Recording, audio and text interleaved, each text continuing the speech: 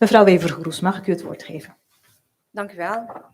Allereerst wens ik stil te staan bij het treinongeluk vanochtend bij Voorschoten.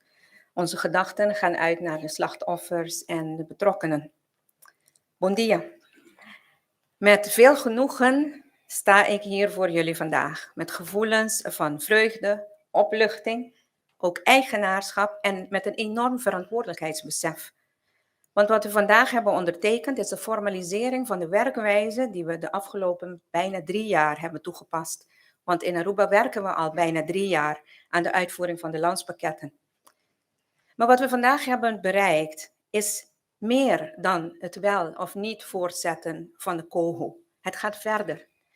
Wij als landen, Aruba, Curaçao, Nederland en Sint Maarten, wij hebben aangetoond dat het mogelijk is om in zeer moeilijke en onzekere tijden het gesprek met elkaar te voeren en elkaar te vinden. Wij hebben aangetoond dat elkaar de ruimte geven en naar elkaar luisteren tot succes leidt.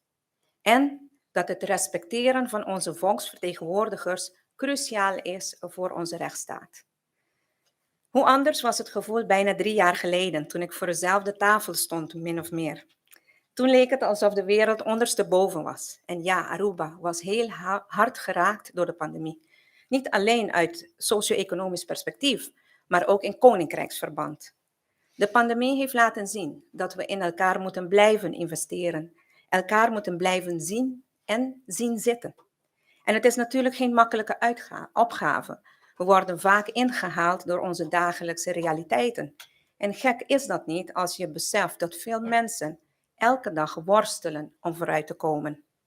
Maar het is nu aan ons om vanuit onze eigen verantwoordelijkheid, vanuit onze eigen democratie, ons land te hervormen. En dat is waaraan de regering van Aruba zich committeert.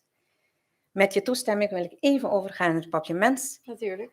Na inteira comunidade de Aruba, me te desejar awe de bisa danki. Danki para a dedicação e para o trabalho incansável. Passo den tempo na inseguro, nos sa de surpassar nos diferencias, nos uni para riba nos país para adelante. Que acordo aqui, nos percurá para sobrevivência de nos pueblo de a pior crise que nos país passa den. E esta é base para nos seguir recuperar. Para a recuperação e acaba virando realidade. E ao nós formalizar o trabalho que nós abrimos para quase 3 anos na Aruba, e me tem fé e toda confiança que nós lo seguimos exitoso nessa aqui. Aan collega's, Pisa's en Jacobs, mijn collega premiers, wil ik jullie bedanken voor de eindeloze steun en de toewijding. Jullie, wij hebben laten zien hoe krachtig wij kunnen zijn als kleine landen als we samenwerken. En aan de staatssecretaris van Huffelen, Alexandra, in de periode waarin er veel is gezegd over de eilanden, heb jij gekozen om op oprechte wijze naar ons te luisteren, om de verbinding te zoeken, om je in te zetten voor ons en het verschil te maken. Je hebt gekozen om ons te respecteren voor wat we doen, voor wie we zijn en waar we naartoe werken. En dat kan niet onopgemerkt blijven en ik dank jou hiervoor.